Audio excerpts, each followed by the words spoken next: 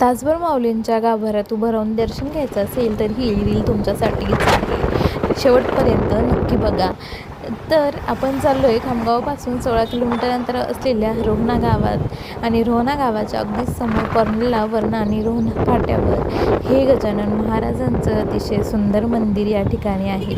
इथे आल्यावर असं वाटतं आपण शेगावच्या माऊलींच्याच मंदिरात उभं आहोत का. तर या ठिकाणी आल्यानंतर इतकं मनाला प्रसन्न वाटतं. या ठिकाणी मंदिरात गेल्यानंतर आपल्याला इतकं शांत आणि प्रसन्न वाटतं.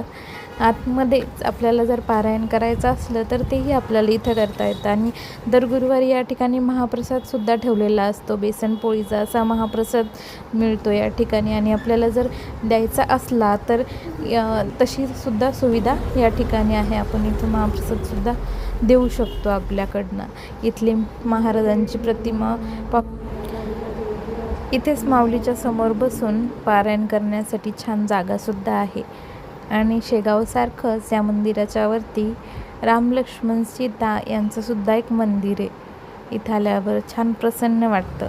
अशाच रीलसाठी मला फॉलो करायला नक्की विसरू नका.